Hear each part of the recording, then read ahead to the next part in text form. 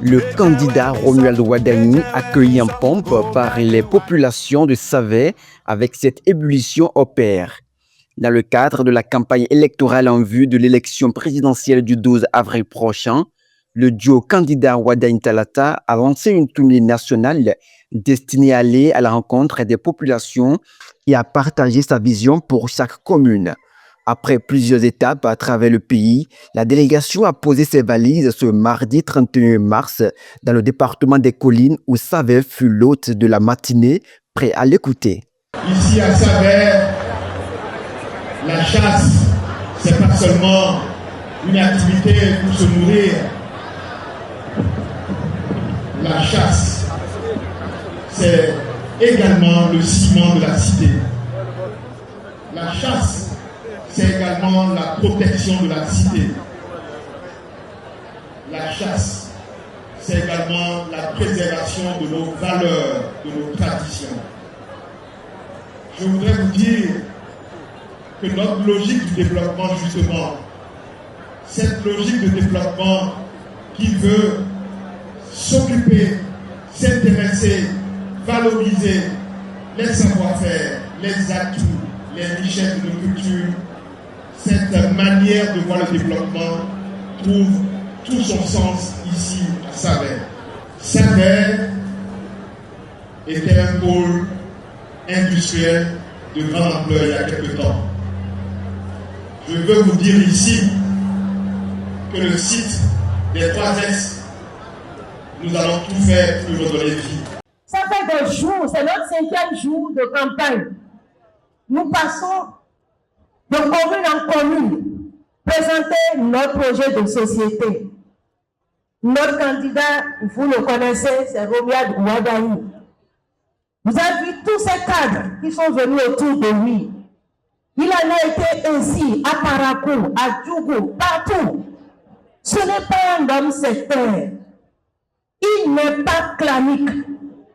C'est un citoyen qui se préoccupe de tous les Béninois, sans distinction aucune. Accordez-lui votre confiance. Qu'est-ce qui le caractérise encore?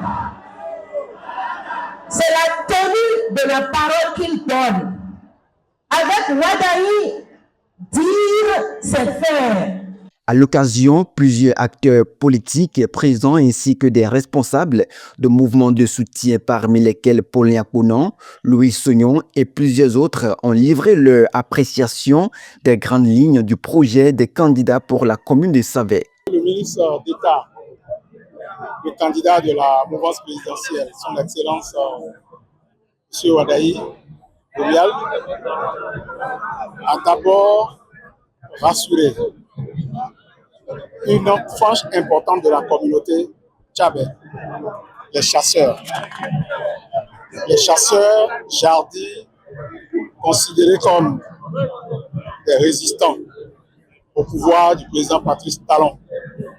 Il a rappelé que les chasseurs constituent une communauté avec des règles précises et des gens de grande valeur. Et il a dit même qu'il faut mieux les organiser maintenant, les valoriser davantage, comme c'est le cas dans les pays développés où la chasse constitue une institution. Il faut aussi retenir que le principal problème qui tient à cœur au peuple tchabè, au peuple de la 10e circonscription électorale, voire à toute la population des collines, c'est l'arrêt du fonctionnement de la SUCOBE, jadis appelée Société sucrière de Savè. Le ministre d'État, candidat aux élections présidentielles, a rassuré que le site sera réouvert et restauré et puis amélioré par d'autres activités agroéconomiques et surtout par l'agriculture en exploitation du barrage qui est là et qui peut encore tenir parce que dans un état solide. Je peux vous dire que c'est un site qui nourrit plus de 2000 foyers. Plus de 2000 foyers. Et c'est une infrastructure très sensible pour la population de Savè. Vous avez vu l'ovation qui a suivi cette déclaration. Et puis enfin, le ministre a parlé également de l'exploitation des pierres ornementales. Pour l'ancien ministre des Mines que je suis, je sais très bien de quoi il parle. Nous avons des pierres de très bonne qualité dans notre zone ici, enviées par les Italiens qui sont des spécialistes de fabrication de carreaux dans le monde entier.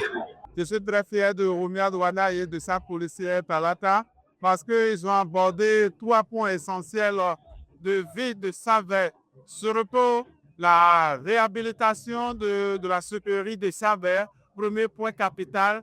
Chez Coin, c'est capital pour Savè. Ça va donner vie à Savè parce que la jeunesse, il y a ce qu'on appelle les zones rurales ici au niveau de Savè. Les gens vont juste au Nigeria à la recherche d'emploi. Et si déjà que la sucrerie de Savè réhabilitée comme le président l'a dit, ça serait très bien et ça va donner vie encore à la commune de Savè.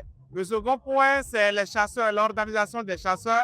Si déjà aujourd'hui, nos chasseurs peuvent être considérés comme des agents de sécurité pour la défense de notre patrie, ça serait bien. Le troisième point que je note avec beaucoup de détermination, c'est que c'est les ornements, les pierres ornementales de Savè. Si nous pouvons utiliser, nous allons vraiment accroître l'économie de notre pays et surtout de Savè. Voilà l'essentiel des points qu'il a abordés. Je suis très fier. Et j'ai vu la réaction aussi de la population qui vraiment, lorsqu'il a annoncé la réhabilitation de ce côté, et toute la population a commencé par ovationner sur la manteau. C'est un point crucial pour la communauté de Savè.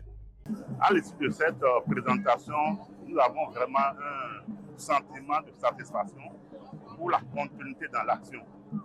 Ce qui est heureux, toutes les activités, tous les projets en cours vont continuer et il y aura d'autres nouvelles activités. Vous savez, s'il y a un changement radical du régime, il faut arrêter tout ce qui est en cours, mais ce n'est pas le cas. Donc c'est déjà heureux. Ensuite, je pense qu'avec tout ce qui est prévu dans ce budget, dans ce document, le Bénin va encore évoluer un peu plus par rapport à ce qui s'est passé il y a 10 ans. Cette étape de Savè s'inscrit ainsi dans une dynamique de proximité et de dialogue direct avec les citoyens que le duo entend poursuivre dans les autres communes du pays à quelques jours du scrutin décisif. Par ailleurs, Savè semble être convaincu du projet en vue pour l'essor de sa commune.